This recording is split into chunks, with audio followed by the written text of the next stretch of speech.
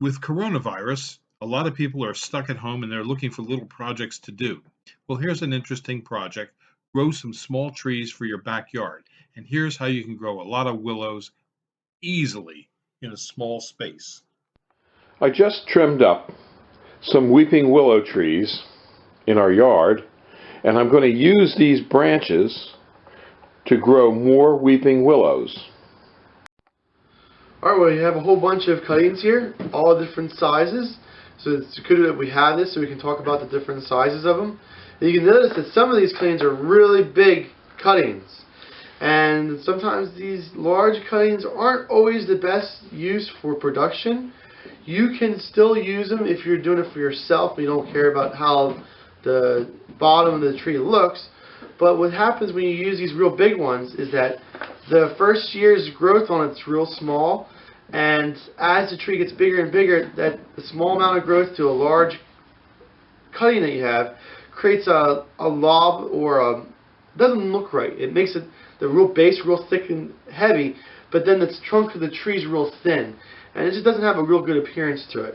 So most of the times you try to avoid something this size, or this size is like a little bit big, but you can probably get away with it.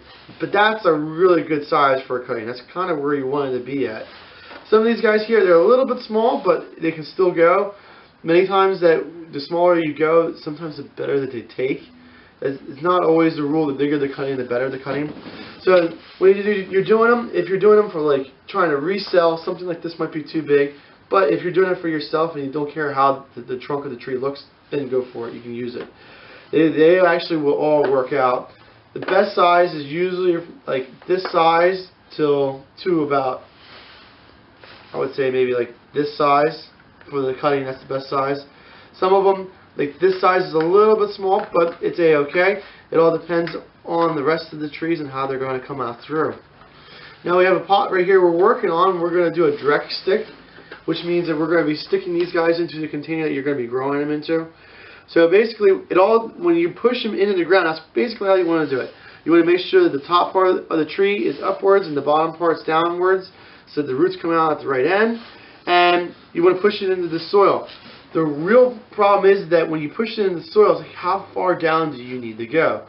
And you should push it down so that they are secure, they don't fall over. But you don't want to push it so far down that they can't get air to where the new callus and the new roots are going to come out. So it really depends on the type of soil that you have.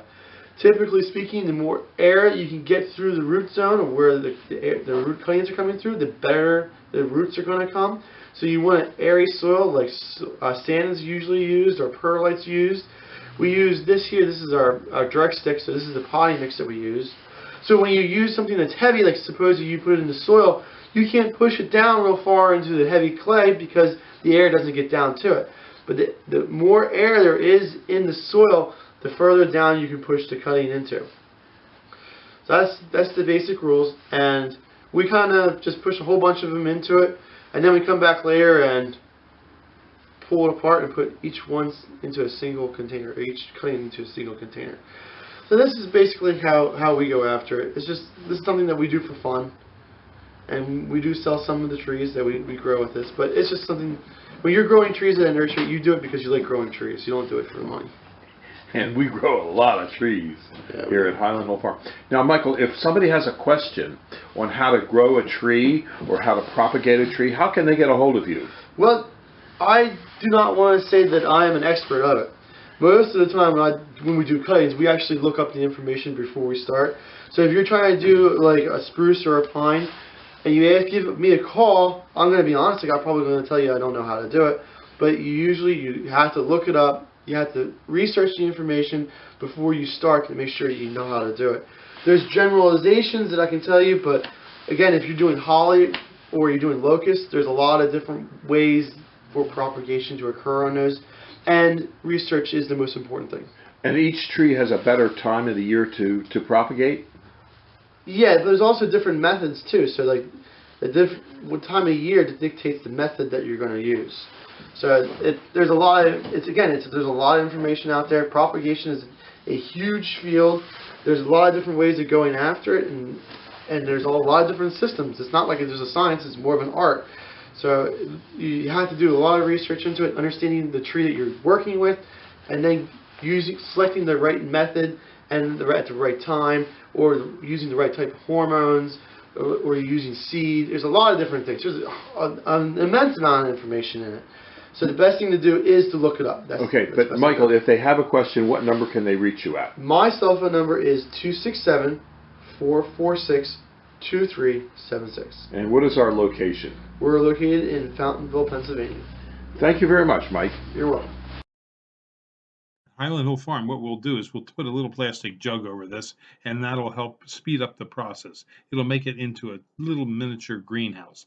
You can use all kinds of jugs to put over top of your cuttings, as we do at Highland Hill Farm. If you have any more questions, just give us a call, 267-446-2376.